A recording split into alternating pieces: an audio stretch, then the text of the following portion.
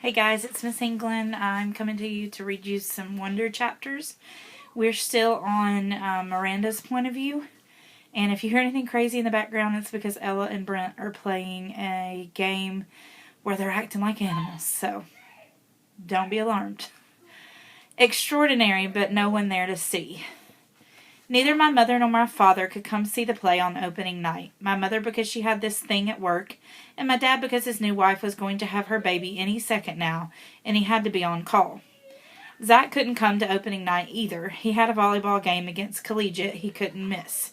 In fact, he had wanted me to miss opening night so I could come cheer him on. My friends all went to the game, of course, because all their boyfriends were playing. Even Ella didn't come. Given a choice, she chose the crowd. So on opening night, no one that was remotely close to me was even there. And the thing is, I realized in my third or fourth rehearsal that I was good at this acting thing. I felt the part. I understood the words I spoke. I could read the lines as if they were coming from my brain and my heart. And on opening night, I can honestly say I knew I was going to be more than good. I was going to be great. I was going to be extraordinary, but there would be no one there to see. We were all backstage, nervously running through our lines in our heads. I peeked through the curtain at the people taking their seats in the auditorium. That's when I saw Augie walking down the aisle with Isabel and Nate. They took 3 seats in the 5th row near the middle. Augie was wearing a bow tie, looking around excitedly. He had grown up a bit since I'd last seen him almost a year ago. His hair was shorter, and he was wearing some kind of hearing aid now. His face hadn't changed a bit. Davenport was running through some last-minute changes with the set decorator. I saw Justin pacing off stage left, mumbling his lines nervously. "Mr. Davenport," I said, surprising myself as I spoke. "I'm sorry, but I can't go on tonight." Davenport turned slowly around. "What?" he said. "I'm sorry. Are you kidding?" I muttered, looking down. "I don't feel well. I'm sorry. I feel like I'm going to throw up." This was a lie. "It's just last-minute jitters." "No, I can't do it. I'm telling you." Davenport looked furious. "Miranda, this is outrageous." "I'm sorry." Davenport took a deep breath like he was trying to restrain himself. To be truthful, I thought he looked like he was going to explode. His forehead turned bright pink. "Miranda, this is absolutely unacceptable. Now go take a few deep breaths and—" "I'm not going on," I said loudly, and the tears came to my eyes fairly easily. "Fine!" he screamed, not looking at me, and then he turned to a kid named David, who was a set decorator. "Go find Olivia in the lighting booth. Tell her she's filling in for Miranda tonight." "What?" said David, who wasn't too swift. "Go!" shouted Davenport in his face. "Now!" The other kids had caught on to what was happening and gathered around. "What's going on?" said Justin. "Last-minute change of plans," said Davenport. "Miranda doesn't feel well." "I feel sick," I said, trying to sound sick. "So why are you still here?" Davenport said to me angrily. "Stop talking, take off your costume, and give it to Olivia, okay? Come on, everybody, let's go. Go, go!" I ran backstage to the dressing room as quickly as I could and started peeling off my costume. 2 seconds later, there was a knock, and Via half opened the door. "What's going on?" she said. "Hurry up, put it on," I answered, handing her the dress. "You're sick?" "Yeah, hurry up." Via looked stunned, took off her t-shirt and jeans, and pulled the long dress over her head. I pulled it down for her and then zipped up the back. Luckily, Emily Webb didn't go on until 10 minutes into the play, so the girl handling hair and makeup had time to put Via's hair up in a twist and do a quick makeup job. I'd never seen Via with a lot of makeup on. She looked like a model. "I'm not even sure I'll remember my lines," Via said, looking at herself in the mirror. "Your lines." "You'll do great," I said.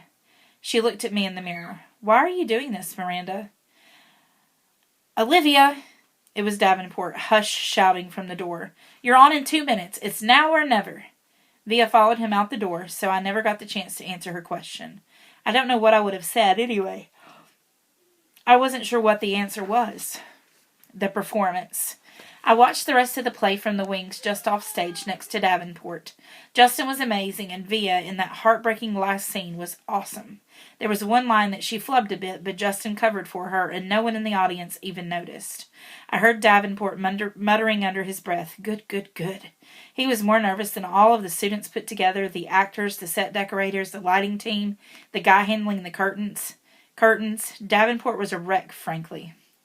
The only time I felt any regret, if you could even call it that, was at the end of the play when everyone went out for their curtain calls. Via and Justin were the last of the actors walking out on stage, and the audience rose to their feet when they took their bows. That, I admit, was a little bittersweet for me, but just a few minutes later I saw Nate and Isabel and Augie make their way backstage, and they all seemed so happy. Everyone was congratulating the actors, patting them on the back. It was the crazy backstage theater mayhem where sweaty actors stand euphoric while people come worship them for a few seconds. In that crush of people, I noticed Augie looking kind of lost.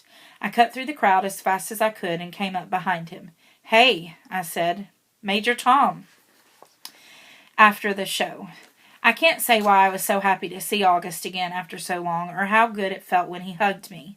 "I can't believe how big you've gotten," I said to him. "I thought you were going to be in the play," he said. "I wasn't up to it," I said, "but Via was great, don't you think?" He nodded. 2 seconds later, Isabel found us. "Miranda," she said happily, giving me a kiss on the cheek, and then to August, "Sorry, don't ever disappear like that again." "You're the one who disappeared," Augie answered back. "How are you feeling?" Isabel said to me. "Via told us you got sick." "Much better," I answered. "Is your mom here?" said Isabel. "No, she had work stuff, so it's actually not a big deal for me," I said truthfully. "We have 2 more shows anyway, though I don't think I'll be as good an Emily as Via was tonight." Nate came over and we had basically the same exact conversation. Then Isabel said, "Look, we're going to have a late night dinner to celebrate the show. Are you feeling up to joining us? We'd love to have you." "Oh, no," I started to say. "Please," said Augie. "I should go home," I said. "We insist," said Nate. By now, Via and Justin had come over with Justin's mom, and Via put her arm around me.